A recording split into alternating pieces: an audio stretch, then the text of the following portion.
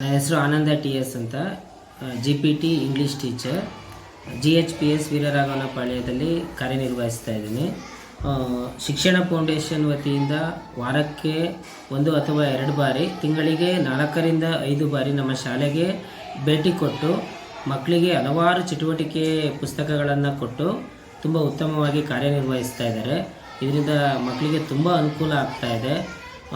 Kannada, English ಮತ್ತು ಗಣಿತಕ್ಕೆ ಸಂಬಂಧಪಟ್ಟಂತೆ ಕಲಿಕಾ ಚಟುವಟಿಕೆ ಹಾಳೆಗಳನ್ನು ನೀಡಿದ್ದಾರೆ. ಅದು ಮಕ್ಕಳಿಗೆ ತುಂಬ ಅನುಕೂಲ ಆಗ್ತೈತೆ. ಕನ್ನಡದಲ್ಲಿ ವ್ಯಾಕರಣಕ್ಕೆ ಸಂಬಂಧಪಟ್ಟಂಗೆ ಮತ್ತು ಸರಳವಾದ ವಾಕ್ಯಗಳನ್ನು ರಚನೆ ಮಾಡೋಕ್ಕೋಸ್ಕರ ಹಲವಾರು ಚಟುವಟಿಕೆಗಳನ್ನು ಚಿತ್ರದ ಮೂಲಕ ನಿರೂಪಣೆ ಮಾಡಿದ್ದಾರೆ. ಅದು ತುಂಬ ಮಕ್ಕಳು ಕಲಿಯೋಕ್ಕೆ ತುಂಬ ಸಹಕಾರಿಯಾಗ್ತಾ ಇದೆ.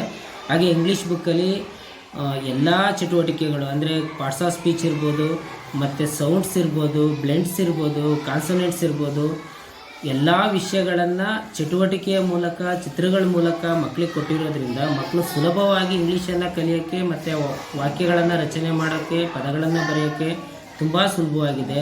ಹಾಗೆ ರೀತಿ ಗಣಿತನೂ ಕೂಡ ಮಕ್ಕಳಿಗೆ 4 ರಿಂದ 8ನೇ ಕ್ಲಾಸ್ ಮಕ್ಕಳಿಗೆ ಎಲ್ಲ ಚಟುವಟಿಕೆಗಳು ಕೂಡ ಸರಳ ರೀತಿಯಲ್ಲಿ, ಅಂದರೆ ಸಂಕಲನ, ವ್ಯವಕಲನ ಮತ್ತು ಗುಣಾಕಾರ, ಭಾಗಾಕಾರ ಎಲ್ಲ ವಿಷಯಗಳನ್ನು ಸುಲಭವಾಗಿ ಮಕ್ಕಳಿಗೆ ಅರ್ಥ ಆಗೋ ರೀತಿಯಲ್ಲಿ ಚಿತ್ರದ ಮೂಲಕ ಕೊಟ್ಟಿದ್ದಾರೆ. ನಮ್ಮ ಕಲಿಕಾ ಚೇತರಿಕೆ ಜೊತೆಗೆ ಇದು ಕೂಡ ಮಕ್ಕಳಿಗೆ ಕಲಿಯೋಕ್ಕೆ ತುಂಬ ಅನುಕೂಲ ಆಗ್ತಾಯಿದೆ.